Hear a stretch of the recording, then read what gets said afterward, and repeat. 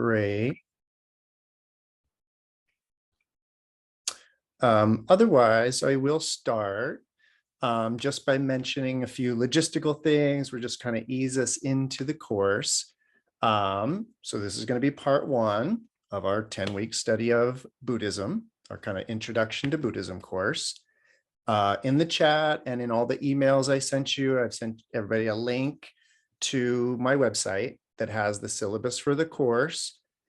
There's one piece of information on that page. It's a PDF, and it's called the Turning the Dharma Wheel syllabus. And what that is it's going to be a sheet that looks like this. And this is actually going to be everything that we're going to learn in the course. So you're going to want to have this sort of handy, either as a printout or on another screen. Again, this is just going to sort of be the subjects that we're going to be talking about. So this will be really helpful. One other logistical point, the reading that I suggest for this course is this book by Thich Nhat Hanh called The Heart of the Buddha's Teachings. This is a really great book. It's a really great book for a bunch of reasons, but it really goes well with this course because the chapters of this, they correspond pretty closely to my syllabus, meaning that, we're going to go over these basic teachings like the Four Noble Truths, the Five Aggregates, these things like that. And he has a chapter on each of these. So it's a good correspondence. I won't be referring to this. So it's at your leisure to sort of read it however you would like to read it. If you ever have questions about it, feel free to bring them up. But otherwise, it's just a really nice complement to the course that's not in any way mandatory or expected, but it's the best book I recommend for this. Cool. And otherwise, let's start with a little bit of background. I want to just kind of explain where this course is coming from. This is probably a little bit more for our other participant who might be watching the recording. I think Sabrina and Vicky, I think you kind of are both familiar with me as a teacher, but I just kind of want to make clear that where this course came from, and in many ways, my entire Lotus Underground School of Buddhism that this is all part of, where this all comes from is that I began my kind of teaching career, if you will, as an academic, as a professor, actually kind of a professor of religion or religious studies. My area of expertise, as it were, was Eastern religion and Buddhism, but I taught in a religion department, and I taught comparative religion. I taught courses on Christianity, Buddhism, Taoism, you name it. So I did that for a while, but then I myself became much more, I guess you would say, a Buddhist, where I actually kind of became a practitioner, not just a teacher in an academic setting. And so then I started teaching exclusively in Buddhist monasteries and temples, little community centers, sanghas in the United States. So I kind of went from the academic world deep into the Buddhist world. Then at a certain point, something happened. This was about 5 years ago or so. Someone asked me to be their teacher, like a one-on-one. And I had never done such a thing as that. But I, was very interested in continuing any kind of teaching I could do. And so I started doing one-on-ones. Now, of course, I've taught all, introduction to Buddhism more times than I could count, but I've never taught it in a one-on-one setting. And so as I started meeting with people, it would sort of be like, oh, you don't know about this teaching? Oh, you should definitely know about this teaching. Oh, you don't know about that? You need to know this teaching before you know about that teaching. And so as this happened, I slowly started to develop the curriculum for this course.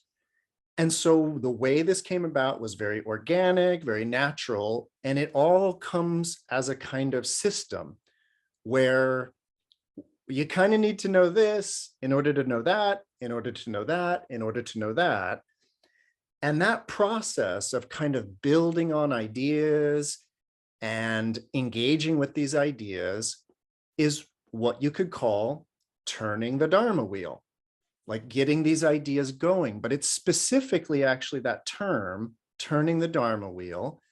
It's specifically about how all of these teachings fit together and kind of interlock. So that's what we're going to do. This, again, just a really straight introduction to Buddhism, but in a very careful way, where we're really taking a lot of care in these ideas. Oh, perfect. So we have our third attendee.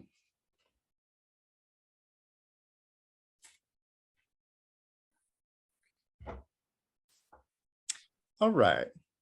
Good morning. We just got started. And I've just been going over the basics. I've just been talking about the curriculum, the website, and the suggested reading.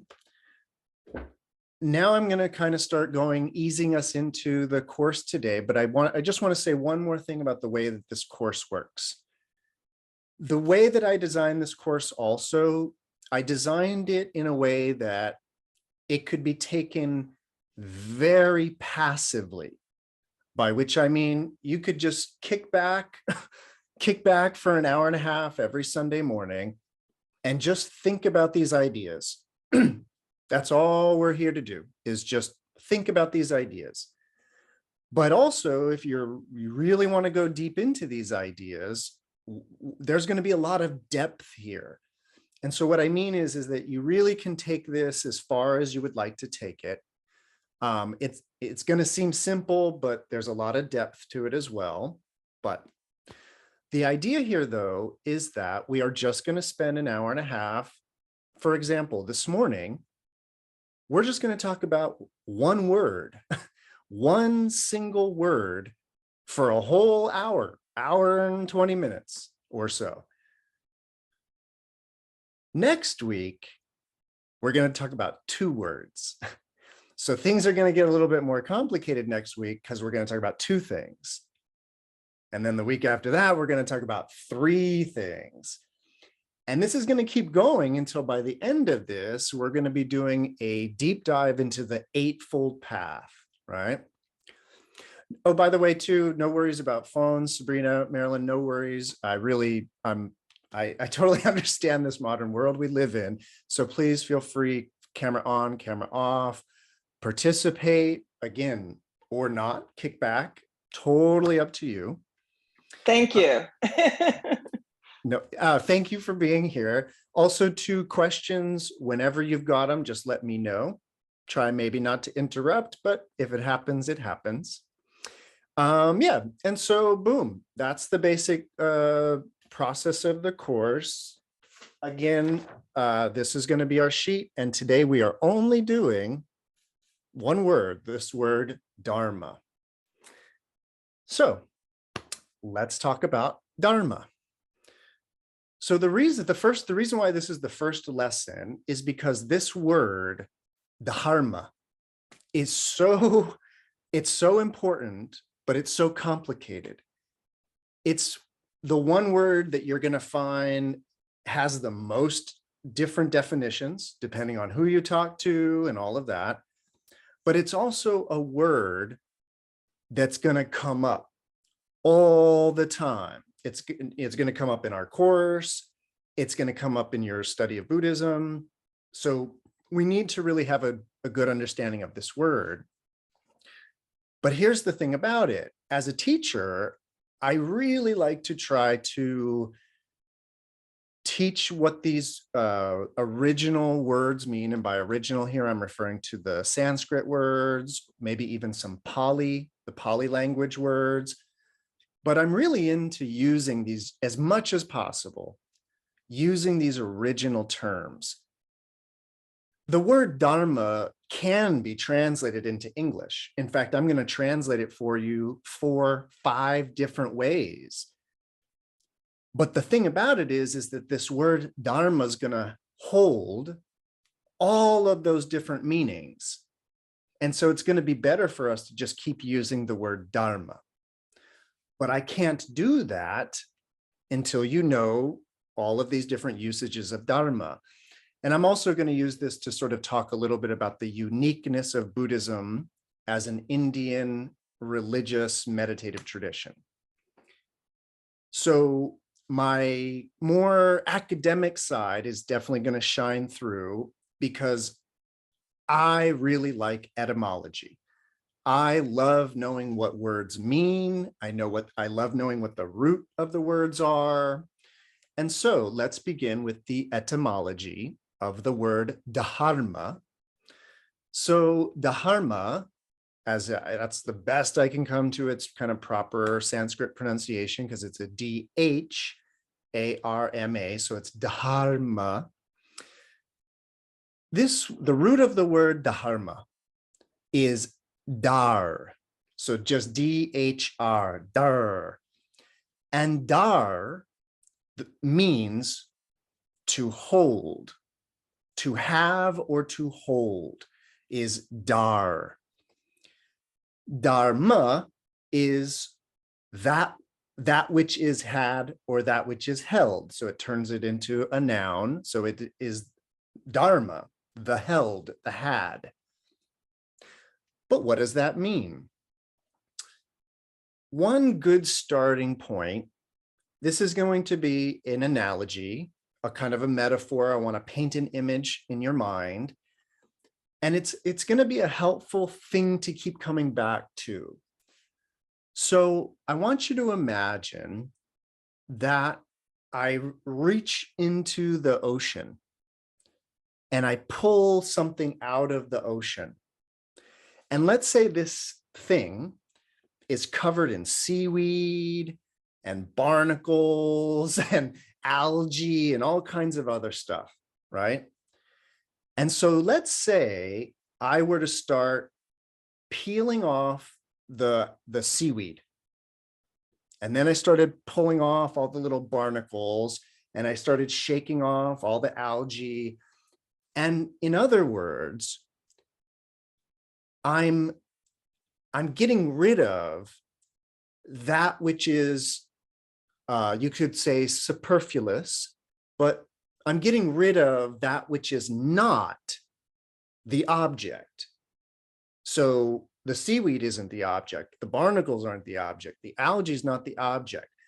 And once I've gotten rid of everything that is removable, that is not inherent, I've arrived at Dharma. I've arrived at that which is indispensable, you can't, there's nothing left to get rid of in that way. So that image of having something, but it's all covered over with a bunch of other stuff, and then we get rid of all that superfluous stuff to get down to the core, we get down to the fundamental. Those are all synonyms for Dharma, the fundamental. And ultimately what we get to for a general meaning of the word dharma, it's the idea of truth. And this is where things are going to be like, we're going to have to expand our mind a little bit and notice, okay, if I were to take something out of the ocean and then get rid of everything that is not part of it, and then I was left with just it, then that would be like truly it. Whereas if I had the object and it was still covered in seaweed, it wouldn't be true yet. So it's only when we get down to the core that we get down to what is real, what is true, what is actual, fundamental, so on and so on. So all of those words, truth, fundamental, all of those are ways of thinking about Dharma. So that's just the general etymology of this word. But now we got to go a little deeper, not just into the etymology, but to the use. All right. So when you study language, of course, you like to know what the words mean. But then you like to know, well, how are these words used by people though? Like how do they actually use this word in discourse?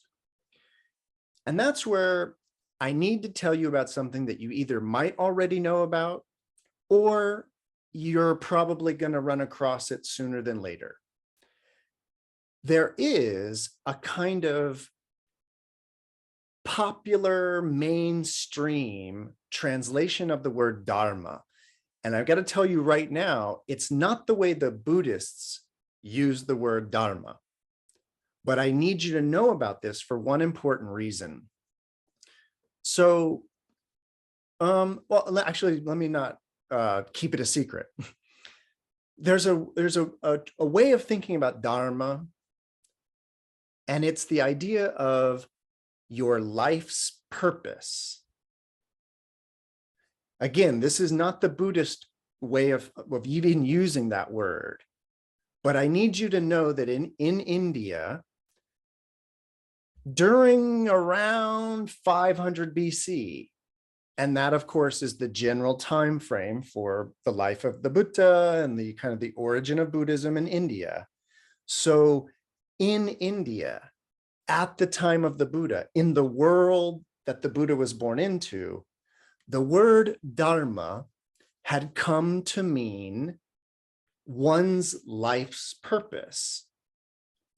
And there's a source for this, or there's a general scriptural, textual source for this definition of Dharma as one's life purpose. Again, it's not a Buddhist text. It's it's what many people would call a Hindu text. Hinduism is a bit of a misnomer in that sense. We don't need to get into that. The basic idea is Hinduism is a blanket term for a lot of different kinds of religious activity in India. So it's kind of misleading to talk about Hinduism as if it were one thing. But in India, at the time of the Buddha, and definitely more in the modern world, the contemporary world, the source for understanding what the word Dharma means is a little poem, a little scripture, a little poem called the Bhagavad Gita, the song of the Bhagavan, the song of the Lord, the Gita of the Bhagavan, the Bhagavad Gita. And this is a very, very famous Indian Sanskrit poem that's part of a much larger epic poem called the Mahabharata. But this little poem part of it, which is very little, actually, if you get it in English, it's a very little book, but it's in the Bhagavad Gita that's the main source for what does the word Dharma mean? Well, the main story of that text is about a warrior named Arjuna. And Arjuna is a fighter, is a warrior, born of a fighter, born of a warrior class, trained his whole life to fight in battles and war. And in the Mahabharata, in the Bhagavad Gita, everything has culminated into this giant epic war, ultimately between two families. And Arjuna stands on one side of the battleground and he looks out across the battlefield and he sees distant relatives who through time have come to be on the other side of this war.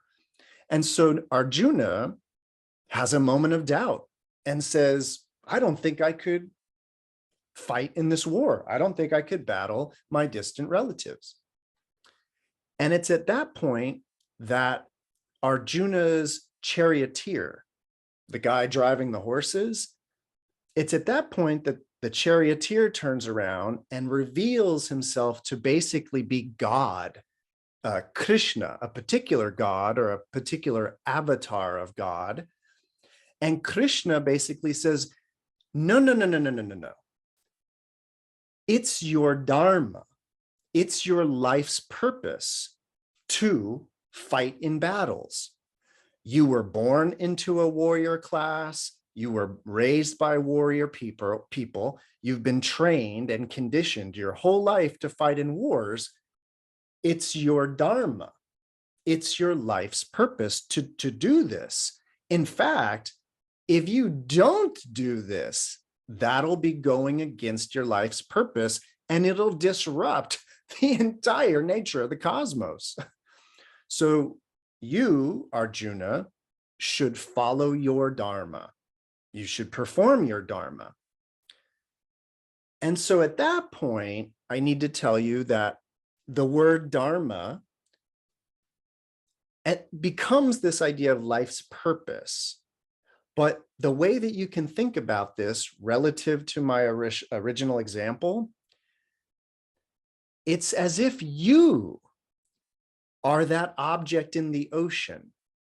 And it's like somebody plucked you out of the ocean and has pulled off all of the superfluousness and gotten down to the fundament, gotten down to the core of who you are. And once you arrive at that which is fundamental and not superfluous, that's your dharma, your fundamental purpose in that way. So I want you to see the relationship between how the etymology of the word dharma, as to have and to hold, and then this use, the use of the word dharma as one's life purpose. Well, the idea is, the way that those two ideas combined is, dharma is what you have and hold essentially. And then within the traditional Indian context, again, in the context in the world that the Buddha was born into, it was all about finding your dharma and then living according to your dharma. And that's what Siddhartha, the Buddha, that's what he did for the first 20 some years of his life, was basically fulfill his dharmic duty, fulfill his dharma by being a prince, learning about governance, learning about basically being a king, because he was fated in that sense, or destined in that sense, to take over as the king of the principality that he was born into. That was, of course, until the Siddhartha renounced and went off into the woods seeking a different path, a different way. So what happens is that in the Buddhist world, the word dharma, it gets used a little differently. Now, I want to tell you this, and let me start with this as kind of a general, just a general idea. So the way, like what makes kind of Buddhism different than this kind of, call it Hindu view of Dharma. So both of these traditions, by which I mean the traditional Hindu view of Dharma and the Buddhist view of Dharma, both of these traditions are based upon an understanding of what we would call reincarnation. And it's going to be important for us to have a quick conversation about reincarnation. So it doesn't really matter at this point in the conversation if you believe in reincarnation or not. That's sort of neither here nor there. I'm telling you all of this actually just to give you the background and the context of this word dharma. All right. But I do want you to know that both the Hindu, normal mainstream Hinduism, again, for lack of a better term, and Buddhism, they're both kind of founded on this idea of reincarnation. And the thing that's going on with reincarnation is this. So if we go back to the Bhagavad Gita for a second, if we go back to Arjuna, if we go back to his existential crisis on the battlefield of not wanting to fulfill his duty, the basic idea for somebody like Arjuna is that he understands himself as being in this cycle of birth, death, and then rebirth. Birth, death, and rebirth. That's the idea of reincarnation. And the idea of reincarnation, of course, is that in your next life, for example, you're not going to have, or I'll speak personally, the idea is that in my next life, I'm not going to have this skin. I'm not going to have this hair. I'm not going to have these eyes. In fact, I'm not even going to be this body. Depending on, and this is mainstream ideas of reincarnation, by the way, depending on how I play my karmic cards, I could be reborn as an animal, or I could be reborn as a woman. I could be reborn in any number of ways as a god in a heavenly realm. It all depends, traditionally speaking, on my karma, my activity in this life. So for somebody like Arjuna, he's interested in the processes of cyclical rebirth. By the way, this is what they call samsara, right? The cycle of birth, death, and rebirth. That's just the idea of this cycle. So somebody like Arjuna is interested in, at the very least, maintaining the same status in the next birth. Now, if we play our cards right, Arjuna thinks, could get a better rebirth, a bigger house, more wealth, more creature comforts. And if he really plays his cards right, he could be reborn in one of those heavenly realms. And in heavenly realms, you can have whatever you want, boop, manifested right in front of you at any time. So that's like the ultimate payoff for good karma, is a rebirth in those realms. So at the end of the day, why should Arjuna fulfill his dharma in that sense and fight in the war? To make sure he stays at least the same karmic level in terms of rebirth, or a better rebirth. And not to mention the fact that kind of the entire fabric of the cosmos is riding on this. And if he doesn't fulfill his dharmic duty, then the whole fabric of the universe is going to fall apart. That's the general Hindu idea. And it's the general idea that's presented in the Bhagavad Gita. Here's the thing about it from the Buddhist point of view, though. Buddhism also sort of originates and is founded upon an idea of reincarnation and rebirth. It is just a generally accepted cosmological understanding. Okay. So the Buddha sort of, again, born into that world system. But here's the thing about it.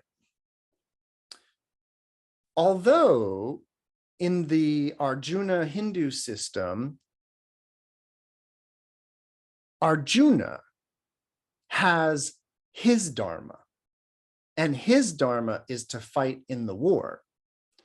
Somebody else, though, a normal charioteer, not Krishna, but like a regular charioteer, their dharma is to drive the chariot. That's what they should do. And I have to tell you, I got to kind of bracket this. I want to sneak this in there. But in general, the message of Dharma that's presented in the Bhagavad Gita, it's very, very, very, very much about what is called the caste system, that you have these social divisions of the Brahmins, Kshatriyas, Shudras, right? All these different social statuses. And the idea is stay in your social status. That's a very Hindu Dharma way of thinking. You were born at this social status, so you better stay in that social status and perform the duties of that.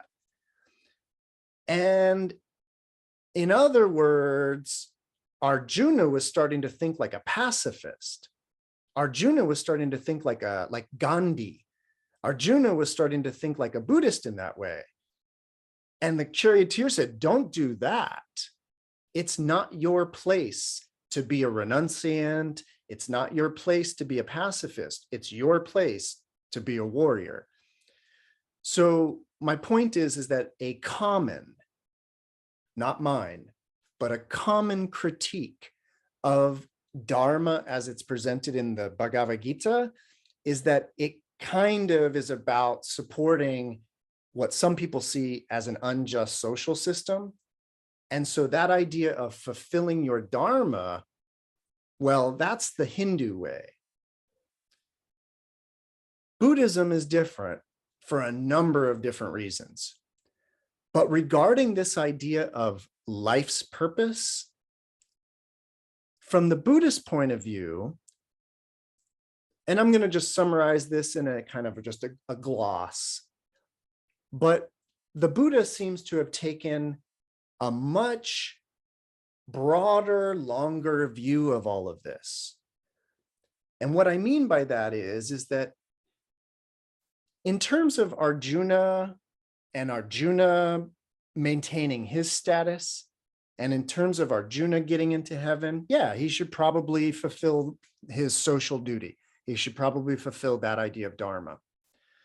But the Buddha seems to have taken a zoom out and basically noticed the cycle of birth, death, and rebirth, and this endless cycle, and the idea that it doesn't matter actually if you are rich or poor or a warrior or a politician or whoever, everybody's on this merry-go-round of suffering, going through life after life after life after life. And so the way that I understand it is that in this kind of zoomed out view, the Buddha seems to have realized that at the end of all of this, by which I mean there is no end to the samsara in that way, but in the long view of all of this, from the Buddhist point of view, all sentient beings have the same Dharma. And that's going to be a very, very radical idea that sets Buddhism off from most other Indian religious and yogic meditative traditions. So right there, I want you to notice, or I want you to know that the Buddhas, it's not a redefinition of Dharma. It's perhaps a re-understanding of Dharma, but I just want you to know that that view that all sentient beings ultimately have the same Dharma it's what really makes Buddhism from the earliest days extremely egalitarian, for lack of a better term. So the Buddha is famous for having no caste system within the Sangha, within the Buddhist community.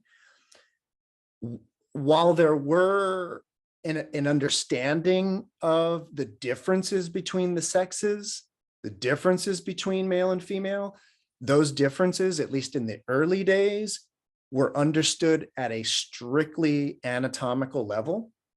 There wasn't anything better or worse in terms of male or female, but they do have different functioning bodies in that way, basically thinking about things like menstrual blood, for example.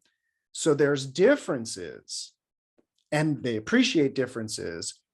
But the point is that at a dharmic level, women, men, everybody has this sort of, it's equal opportunity Dharma. And so what is that Dharma? What is this new Dharma that the Buddha is talking about? So what I would suggest is, and it's a way of thinking about this, it's the idea that from the Buddhist point of view, all sentient beings, and when I say sentient beings, I'm talking about birds, bugs, giraffes, you name it. So all sentient beings, from the Buddhist point of view, have the same life's purpose. And that purpose is to be liberated. Now, perhaps the word purpose is a bit forced. Perhaps the word purpose is not appropriate anymore.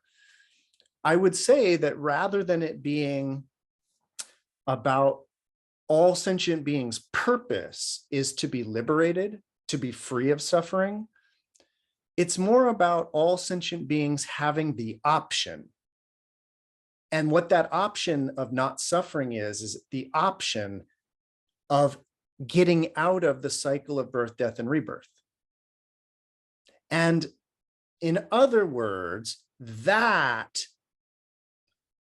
truth, the truth of all sentient beings' potential to get out of the cycle of birth, death, and rebirth, that's Dharma. That's the new Buddhist idea of what all sentient beings, it's not what they have or hold in that sense, but it is in a sense still Dharma, the fundamental idea here. So that brings me to another meaning of Dharma. So now Dharma means to have or to hold. Dharma can mean one's life's purpose. But now we get to the Buddhist use of the word Dharma. In Buddhism, Dharma maintains that original etymological meaning of fundamental truth, the core in that way. So now what we're getting at is that Buddhism, or the Buddha, sees underneath all sentient experience the same truths, dharmas. And this is where the Buddha and Buddhism starts to use the word dharma a little bit differently and a little bit more technically. And what I mean by that is, in the world of Buddhism and world of Buddhist studies and all of that, Buddhism, like the religion, is often just called the Dharma. So you might be familiar with that. And even this, like our class, we could call this our Dharma study, our Saturday morning Dharma study. And when we say Saturday morning Dharma study, what we're saying is our Saturday morning Buddhist studies. So Buddhism and Dharma become interchangeable. But what is that? What is that interchangeability? The idea here is that the Buddha, 500 BC or so, seems to, or claims to, have realized certain fundamental principles about this reality that we find ourselves in. And so the idea of fundamental principles, that's a way of defining or translating Dharma. And by the way, Dharma in that sense is plural. So it's not the Dharma, it's dharmas. And you will sometimes see the word dharmas, plural, but I need you to know that the word Dharma can be either plural or singular, depending on the way that it's used. So that's where we come around to our Dharma study. So this sheet, which I mentioned at the beginning of class, this sheet, which is the PDF that you can download on the website, these are all the dharmas. These are the teachings. These are the fundamental principles of the fundamental principles of reality, the fundamental principles of sentient experience. I want to keep coming back to that idea that Buddhism is about sentient experience. And that's why the Buddhists talk a lot about all sentient beings. And that's what I mean by Buddhism is this idea of the fundamental Dharma that's applicable to everybody. And the idea here is that what Buddhism is, what the Dharma is now, what we're talking about, Buddhism is noted for being an incredibly psychological tradition. It is so focused on the activities of mind. And again, it's actually focused on the activities of sentient experience. And so, again, all of these dharmas, all of these teachings that we're going to be talking about for the next 10 weeks, all of these are actually supposedly, theoretically, applicable to any form of sentient life. Now, it just happens that the Buddha was human and taught to humans in human language. And so there's a way in which this is all geared towards humans in that way. But I just want you to know that what the Buddha, what the Dharma, what the teachings or truths of Buddhism, what they're about is how sentient experience functions in that way. And so, hold on one second, just want to make sure I didn't skip anything important. Any questions or answers, by the way? Inquiries? Everybody doing okay? Vicky? I'm piling up questions, but I can save them. All right, but feel free to chime in anytime. The one thing that I want to just clarify too is it's this idea, I don't want to get any confusion here. In the traditional Hindu Arjuna Bhagavad Gita version of Dharma, it was very much about this idea of like purpose. Like it's about, well, let me put it to you this way. In that original Hindu Bhagavad Gita way, what that form of yoga, meditation, philosophy, what that's about, a big part of that way of being religious, it's very much about knowing yourself. And what I mean by that is that what the Bhagavad Gita teaches us, or what the Bhagavad, or people who teach the Bhagavad Gita, what they teach is that you have certain abilities. You even probably have certain inclinations, certain interests, certain things that have called to you. And that all speaks from this Bhagavad Gita sense. It all speaks to your Dharma, your unique Dharma, what makes you different than your neighbor in that way. And the idea is that, like, from a Buddhist point of view, sorry, not a Buddhist point of view, from this Hindu point of view, if you were born, say, without any arms, and you wanted to be a violinist, from the Hindu point of view, it's probably not your Dharma to be a violinist, because you have not been given, in that karmic sense, the faculties and the capacities to play the violin at that mastery level. Not that you couldn't play the violin, but the odds are stacked against you. So in a Hindu point of view, we really need to know ourselves, look deeply into ourselves, identify that Dharma, and then live our life according to that Dharma. Buddhism's not totally different than that, except it has this one interesting difference. Again, it doesn't really believe in life's purpose. It doesn't believe in this kind of destiny idea of where you're fated to go. Now, Buddhism will understand that you have inclinations. Buddhism understands that you have abilities, that you have interests, and all of that. And there is going to be a reason in the Buddhist tradition to look at our own inclinations, to look at our own desires in that sense. So the traditions here are still a tradition of what we would call introspection, looking in, knowing thyself in that sense.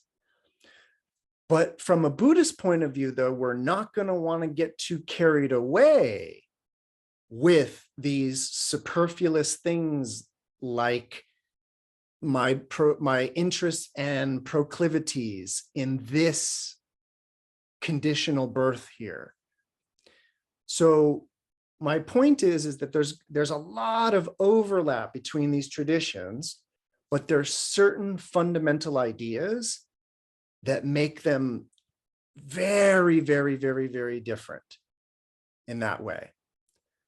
So just want to point that out. So Buddhism is sort of not really into that idea of life's purpose in that sense, but we would still, a big part of the practice is going to be introspection in that sense. All right, everybody, yeah, Vicky. I do have a bunch of questions, but one to that is, so I think you're saying that like Hinduism is more concerned about like, it's almost more modular. You're really worried about like this life and what's important in this life and how do I get from this one to the next one to be better. So understanding like the core of what I can do now, given the body that I'm in. Mm-hmm. And the Buddhism is more about like understanding what's like core and fundamental underneath all of your possible lives and focusing on that. And it's less concerned about, well, I don't know if that's true, but it might be less concerned about getting to the next better one and more concerned about like getting underneath it so you can get out of it altogether. Yep. Okay. Great summary. Obviously, I think all three of you, if having background in Buddhism already, you probably can already hear, especially from the way Vicky put it, why Buddhism has a problem with that idea of a better rebirth. And this idea of, oh, if I could only get a better rebirth. And I want you to know, and I said this earlier too, by the way, you don't need to believe in reincarnation to get into Buddhism. It's helpful to understand the cosmology of reincarnation because the philosophy pertains to that cosmology. But I often like to point out, if you don't believe in reincarnation, that's fine. What we're talking about is a mentality that is about, in a year from now, I want to be in a bigger house. I want to have more money. That'll be true happiness if I'm in that situation. And if I happen to lose money, if I happen to lose things, that's going to be bad. So there's a mentality that strives for pleasure in the future, better, bigger, all of that, and is avoiding at all costs the idea of slipping down the social ladder in any way. And I just want you to know that the dynamics of that are exactly as if you were worrying about a future rebirth, because you are worrying about a future rebirth. It's a rebirth in a year from now. So the mentality is exactly the same in that way. So, any other questions, Vicky? Yeah, one question I had a while ago was, this sounds kind of like when you were talking about picking all the seaweed and stuff off of the thing and getting to the object that you're really holding, that sounds similar to like the idea of your Buddha nature and trying to uncover that by like working through all the hindrances and everything and getting to like the stuff that's in the goodness that's in there. Is that related? But then I heard you talked all about what Dharma is, and then it didn't sound like the same thing anymore. So I wondered if that was related. So let me, I've made a new rule to not keep things secret. Okay. I have found that it's not helpful for me to be like, well, we'll find out about that in 2 weeks. Okay. So here's a quick sneak preview of things to come. This is going to be a very interesting thought experiment. So using my example that Vicky referenced about pulling something out of the ocean and getting rid of the seaweed and the barnacles and everything that's not fundamental. So in the Hindu idea, you could do that. You could peel back the superfluous layers and you could get down to that fundamental Dharma. And let's remember that that idea, we're not talking about an object exactly, but then the idea is that we have arrived at the truth, the Dharma. Well, to use that example, from a Buddhist point of view, we have pulled this thing out of the ocean and we've gotten rid of the seaweed and we've gotten rid of the barnacles and we've gotten rid of the algae and we've gotten rid of that. There's nothing left. That's the Buddhist idea of my thing being brought out of the ocean. That's a teaching about no self and emptiness, which are teachings we're going to get to. But again, I didn't want to keep it from you. But in that analogy, the realization of the Buddha is that it is all superfluous.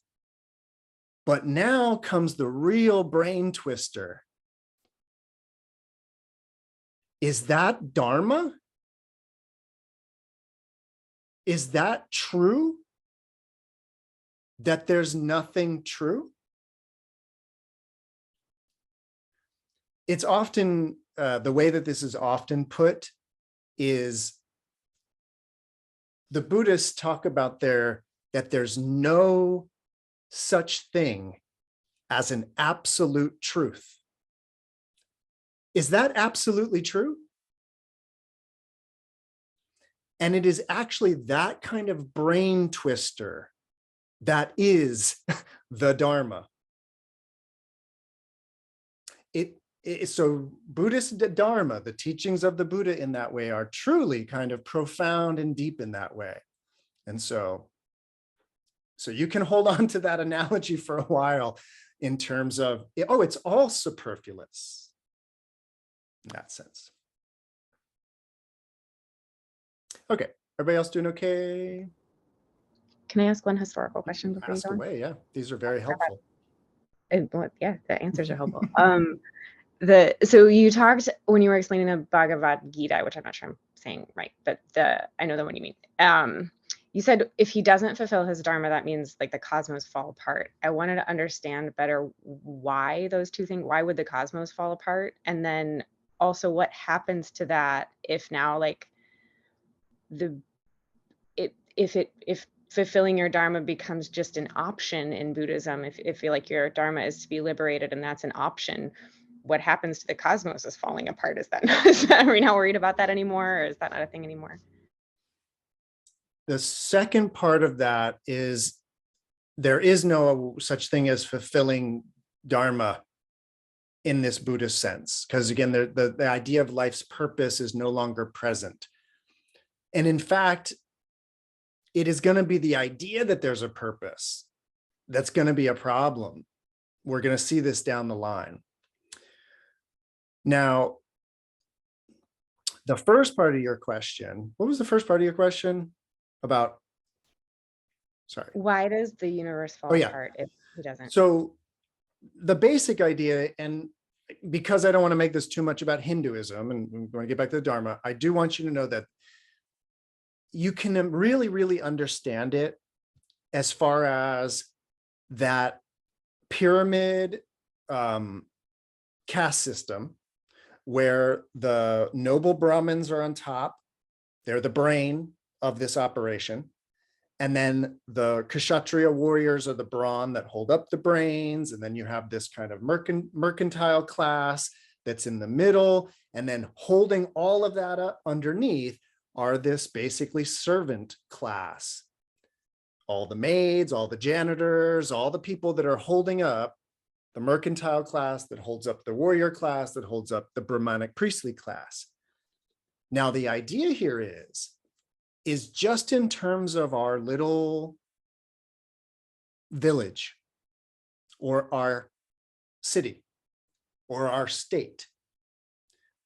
The idea is that this pyramid maintains social order. And if all of a sudden a bunch of these people down here wanted to be up there, the whole thing's going to fall apart. And so from a Hindu point of view, that's happening at a cosmological level as well. And so the whole universe is at risk of disruption if you don't fulfill your Dharma. So, but then you're also supposed to try to get born into the next fancier class at the same time. And according to Hinduism, that's what you should do. But if everybody did that, then anyway, I have a lot of questions about that, but it's Hinduism, so we can. Yeah. But it is helpful to know though, that this will be helpful in the future too. Yeah, and we have a little bit of time, so I can do this, but I do want you to know that the general, super general cosmological view of reincarnation in the traditional Hindu system is all the grass is living, and it lives in a way that it really doesn't have a lot of other option to just live the way that it lives. And so when all the blades of grass, as they die, they basically in a way are reincarnated into all the little flowers and the daisies. And then when those die, the complexity of those life forms gets more complex. And then you get things like trees, and then the trees begin to die, and you get even more complex forms like fungi, and then the fungi begin to die, and those all.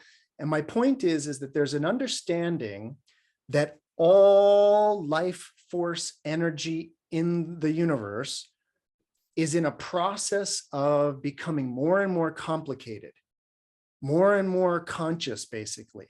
So the grass is not as conscious as the flowers, which is not as conscious as the trees, which is not as conscious as the fungi, which is not as conscious as the little creatures, little bugs.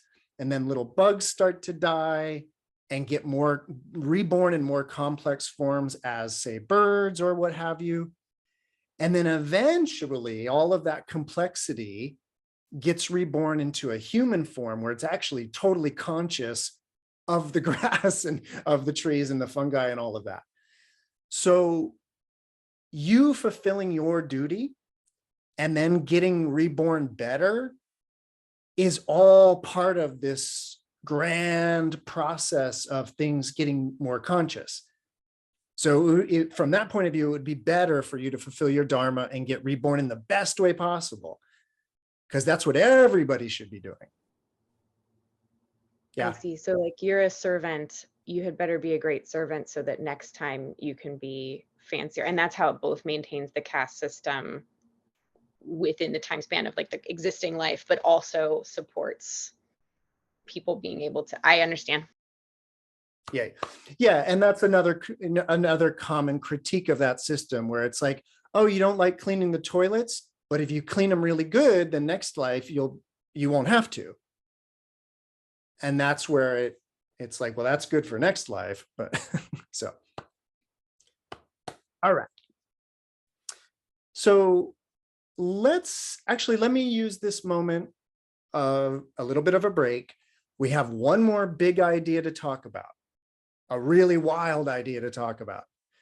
But before that, I just want to kind of pause to talk about the Buddha Dharma, as it's called. So Buddha Dharma is another way of just talking about Buddhism, which is to say the teachings of the Buddha. So again, this is sort of the basic teachings. That's what this course is about. And this is another thing where I've decided not to keep this a secret. So I want to give you a little bit of a peek at where this course is going, but this is actually to clarify further the meaning of Dharma within Buddhism. So here's how the course is going to go. Again, I have one more idea about Dharma, and that's going to conclude this first session. But then next week, things will start to get a little more complicated. So next week, I told you we're going to be talking about two ideas, not just one, but two. And if you see on the sheet, those two are here, and it's going to be the two ideas of what's called shamatha and vipassana. Shamatha is, or samatha is calming down. You could just think of it as meditation. Next week, we'll talk about that idea of meditation, but shamatha is calming down, stillness, calm, no talking, really even trying for no thinking, stillness. So that's one idea we're going to talk about, is calming down. But then next week, we're then going to shift gears. Midway through class, we're going to shift gears, and we're going to start talking about vipassana, insight. And these two, you could call them practices, the practice of calming and the practice of insight. These two things are going to be very much what makes Buddhism Buddhism. And what I mean by that is this: at the time of the Buddha, 500 BC, there were a lot of people who were a little disillusioned with the caste system. They were disillusioned with culture and society. They were disillusioned with social injustice. They were disillusioned with the whole project. And so there were a lot of people who were dropping out and going into the woods and doing what we would call yoga / and or meditation. All right. The Buddha, when he renounced the palace and the throne, he went into the woods and started practicing yoga / meditation. And my point is that shamatha, calming down or meditation, has been a practice long before the Buddha. The thing about it is, though, is that those systems, the systems of yoga, the systems of meditation, especially when we're talking about calming down or shamatha, the basic idea, and I'm so overgeneralizing here, please be aware of that. This is so overgeneralized. But the basic idea of that yoga meditation path, it is trying to limit and then eventually stop karmic production. And you should know, for this course, karma, it just means activity. The things that you do with your body is bodily karma. The things you say is vocal karma. And the things you think are mental karma. And all of the things we do, all of the things we say, all of the things we think have repercussions. They have what are called karmic results. So karmic activity has karmic results. The generally understood idea of yoga and meditation is to limit karmic production. So that begins with stillness of the body. You might know it as the full lotus position, locking the body together so that there is minimal, if not no, bodily movement. Of course, you take vows when you do yoga meditation, you usually take vows of silence. And by the way, you fast. So all of the mouth karma, things going out of your mouth and things going in your mouth, all of that karma is ceased. So now I'm in a full lotus position, fully locked up. I'm not talking. I'm not eating. Now I can start working on the mental karma. And so by calming down, calming down, calming down, I can eventually even cease the turning of the mental activity. And then if you reach that state of total stillness, traditionally that would be called moksha, liberation. You're free. You're free of karmic activity and therefore free of karmic repercussions. And the generally understood idea at the time of the Buddha is that the thing that keeps people coming back into reincarnations is karmic consequences. So since you've done all this stuff, there's all this karmic repercussions that need to repercuss. I don't know if that's a word, but need to happen. And so that karma, the backlog of karma was traditionally understood to be what kept people trapped in the cycle of birth, death, and rebirth. So if you want it out, you gotta go to stillness. That's basic yoga and meditation. Now, yeah, Vicky, note on that. That sounds like, is that why we're trying to like get insight into impermanence and learn to be present? And we're kind of just learning to like ride the waves of reality that arise without trying to like do anything, is because we're trying to we're trying not to put anything. I'm sorry, I'm making a connection. This is less of a question, more of a like, is this, I'm thinking about this right? Yep.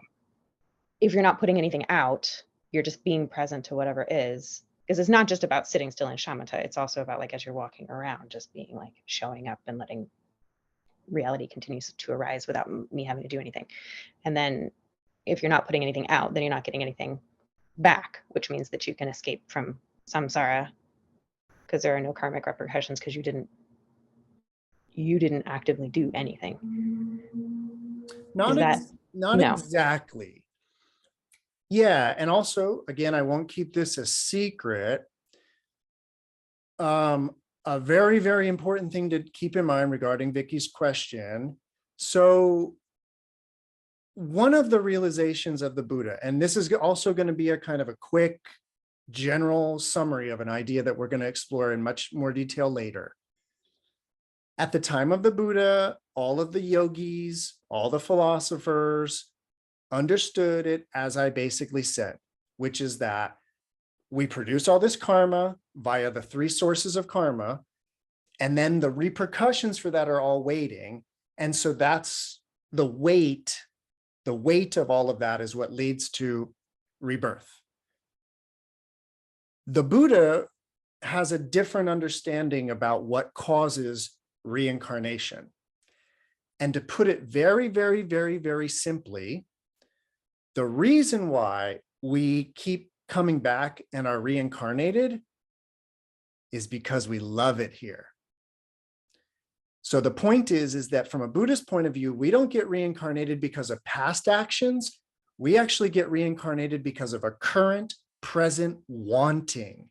We want to be back in this world. That's the idea.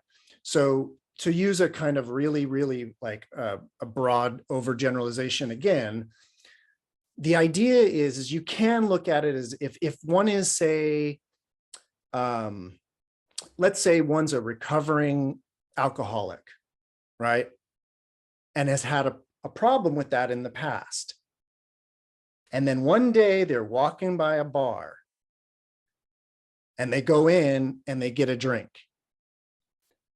In the original Hindu version, it was all the past karma of that person's drinking habits and all of that. It was all that past karma that in that moment led them into the bar.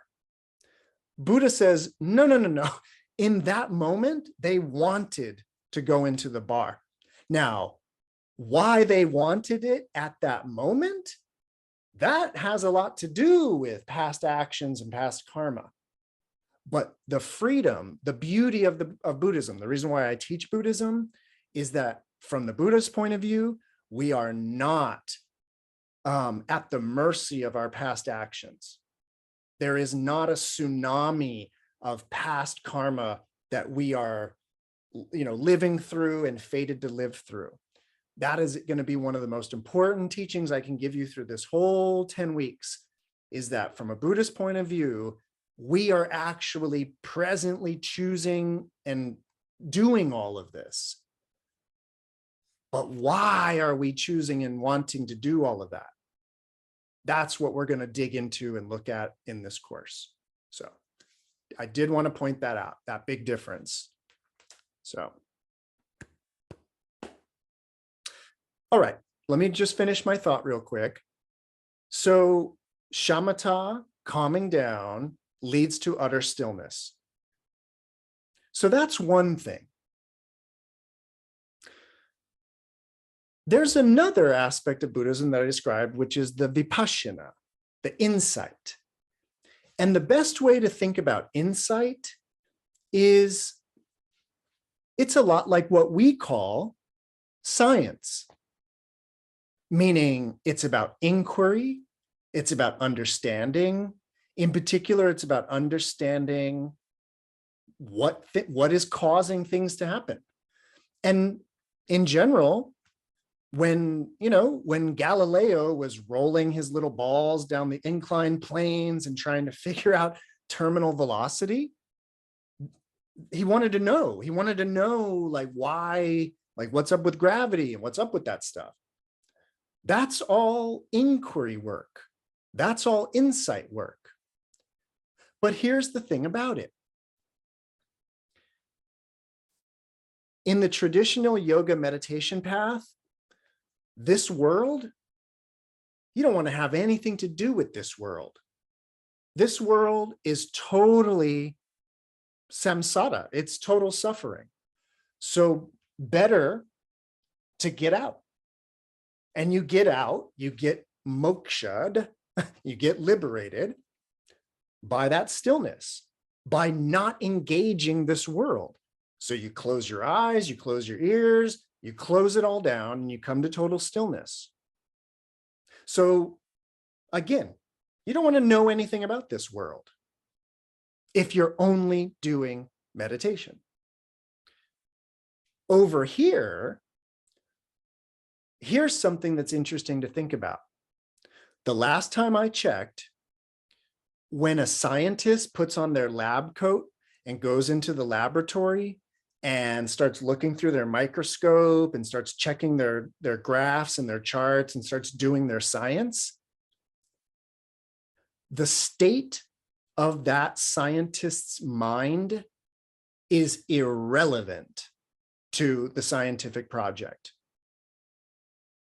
If they are drunk or they're hungover or they're whatever, actually the understanding of science is that the mind of the observer doesn't have anything to do with this. So what I'm getting at is that insofar as science is an insight tradition, it's an insight tradition with no meditation. And meditation is traditionally a calming practice with no science. And by science, I mean inquiry, curiosity, digging around. So what I think is interesting about Buddhism as a tradition is that it is one part calming, one part insight, and it's actually about how the two kind of fuel each other. And that the more calm you get, the more insights you can have. But the more insights you have, the more prone to calmness you will be. So they're working together in a kind of, what they say that shamatha and vipassana are two wings of a bird, and you need both of those wings to fly. That's the kind of the cheesy way that they talk about that. But it's a true idea within the world of Buddhism, that it's not just a meditation tradition, and it's not just an inquiry tradition. Buddhism is actually both. And that's going to be interesting for us. So we're going to go do a deep dive into those two ideas next week. And then for the rest of the next 8 weeks after that, we're going to go back and forth. And we're going to spend, and by the way, so this is the calming. And all of these ideas, the 3 poisons, the 4 foundations of mindfulness, the 5 hindrances, 6 senses, this column are ideas that are about calming down. This column are going to be ideas that are about insight. And so this course is going to exercise both sides of our Dharma brain in that sense. And the reason why I structured the course this way is that something I realized is that, oh, everybody should know that some of the things that the Buddha taught were meditation instructions. And some of the things the Buddha taught are deep psychology, science of the mind stuff. And there's kind of 2 things going on here. And if you don't know that, you can be over here with the real heavy philosophical stuff. And you could be like, this isn't making me calm. Like, this is not calming me down. And it's like, I know it's not supposed to. You actually are supposed to be in a calm state of mind before you even think about this. So that's going to be that idea. All right. One last point. Another Buddhist use of the word Dharma. This is going to actually be probably it'll be the most important, the most unique to Buddhism. And in a way, it's going to be the kind of the trickiest.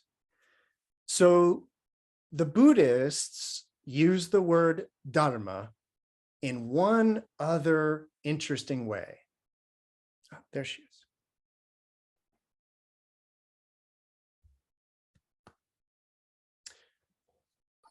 Okay. So this last use of the word Dharma, in the world of Buddhist psychology, one thing that you have to know is that the Buddhists talk a lot about the 6 sensory organs. And this is something that right away sets Buddhism off as a little unique. Buddhism talks about the eyes, the ears, the nose, the tongue, the entire body, inside and out, and then the brain. The brain as a 6th sensory organ. So here's the thing about the brain as a 6th sensory organ. For Buddhists, the eyes are sensors. Just like in your camera, the light sensor in the back of your camera that picks up the image, eyeballs are sensors. They sense light. In Buddhism, what the eye sense is visible forms, shapes, but you can think of it as light. It's a little complicated, but eyes sense light. Ears sense sounds.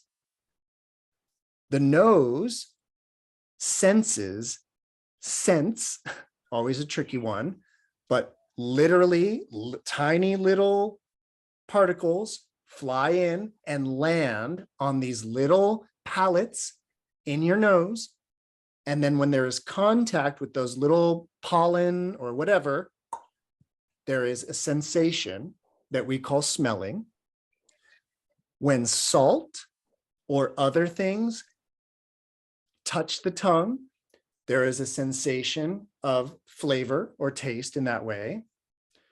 When my hand touches something and comes into contact with that tactile object, there is a sensation, and that's called feeling.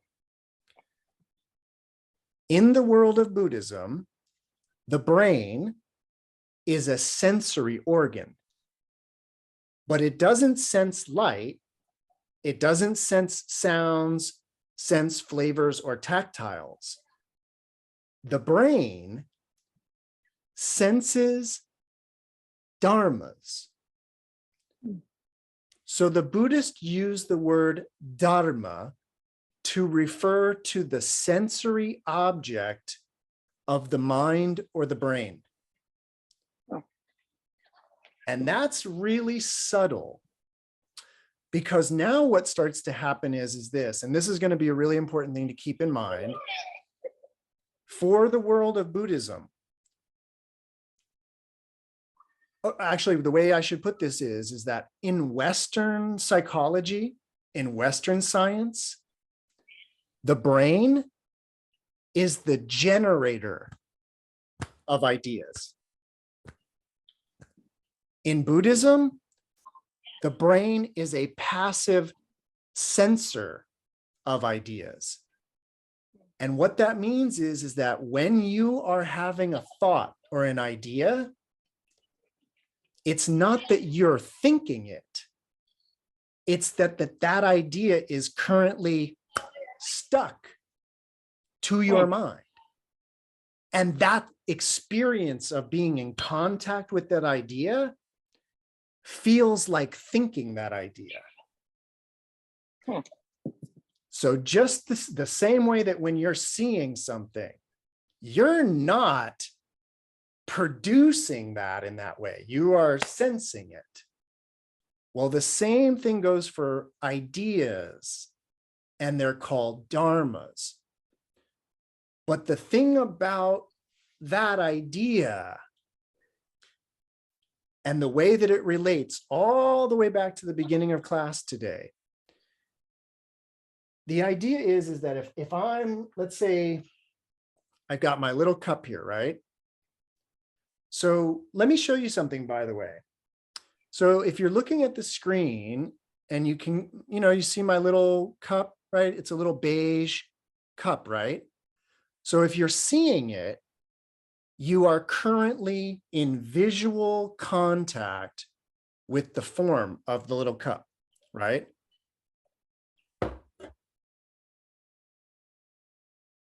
Remember my little cup? Right now, if you are remembering my little cup, your mind is in contact with the Dharma, meaning the idea, the impression of that little cup. And all the things right now that you're not thinking about, it's because your mind is not in contact with them. That's why you're not thinking about them. Just like all the things that you're not looking at, you are currently not in visual contact with, and therefore you cannot see them. And all the things that are out of your auditory range, you can't hear. Well, the same way, it's these ideas, the ones that you're currently having are the ones that are currently in contact with your mental faculty. And from a Buddhist point of view, it's going to be a lot easier to bring the mental activity down to stillness. It's going to be a lot easier to do that if you don't think that you're the generator of it. And you just understand that you are in contact with these. I always think of these little ideas as like Velcro, and your mind's made of Velcro, and they're kind of stuck to your mind. And so there's processes for peeling them away. so that you're not thinking about them anymore. But if you think you're the generator of the ideas, it's sort of a losing battle because you're like, well, then I'll think my way out of this in that sense. So in this course, we're going to mainly be talking about dharmas actually in that more subtle psychological way. And at that point, remember my little cup? Remember that little cup? So right now, if I've reminded you of that cup, and now it is now back to being stuck on your brain mind and you're thinking about it, what I want you to think about is there's something kind of sort of irreducible about that idea. And what I mean by irreducible, that idea of my cup has already been, in a way, stripped of the barnacles and the algae and all of that. And it is just that idea of the little cup. Now, is it true? Well, it's really the idea you're having. So there's a certain truthfulness, a certain fundamental truthfulness to all ideas. And at that point, no idea is more or less dharma than any other idea. And then that's this other way of using the word dharma in Buddhism, to just refer to any phenomena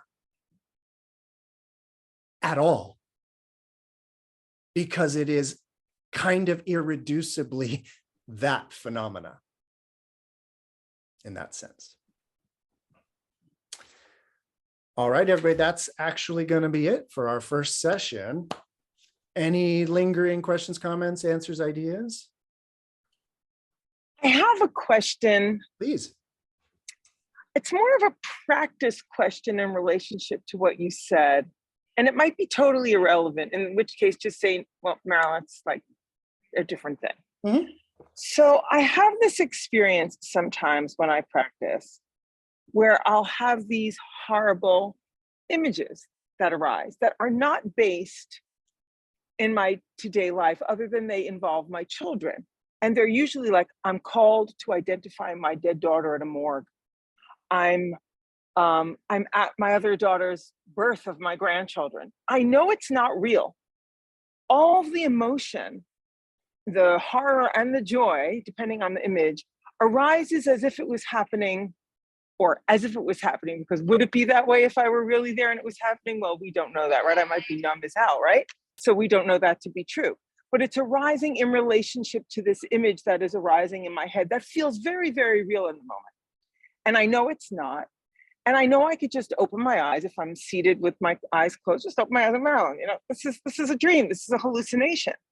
But I choose to let it arise and pass with all the emotions that are in its caboose, just like any other thought. So these images seem to me somehow in relationship to your coffee cup. Like my in that they're very, very powerful and produce very, very powerful emotion. And my choice to just ride it out like any other arising seems very productive, because it's training me to just be there, no matter what, no matter pleasant, unpleasant, neutral, or both. I don't know. There's something about that experience and what you're saying about the mind just being this thing that the mind sticks to. And then, well, I don't know, if you let 10 minutes pass, somehow it unsticks and I'm on a whole different trajectory. And then there's no thinker and no self-thinking and nobody there, right? Mm-hmm. Mm-hmm. Is that where that goes? Is that's because I'm not thinking this thought. Anyway, I was just curious how that might relate, if at all, to what you're saying. That is a great tangible example of exactly what I'm talking about. The idea is that in meditation and sitting in meditation, this idea, this image has come to the surface and stuck to the mind. Mhm. You're not thinking it, it is Mm-mm. being felt. Mhm. And what we need to then either do, so what you're describing is a sort of what would be called kind of a peaceful abiding with it, a kind of Mhm. being with it. Mhm. We will talk also about methods of vipassana, where we actually dig a little deeper into not the origin of that idea, but we would dig deeper into an understanding of that it has stuck for a reason. Mm.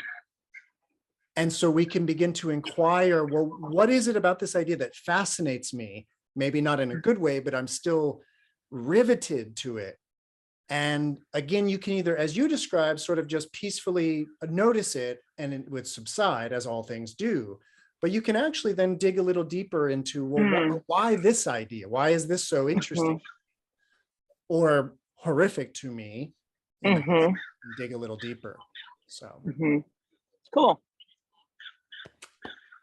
all right, you two or three. Thank you. Yeah, great first session. I hope you enjoyed the way it goes or the way it went. Yeah. Yeah. It's great. Oh, good. Great. I do need to run, Okay.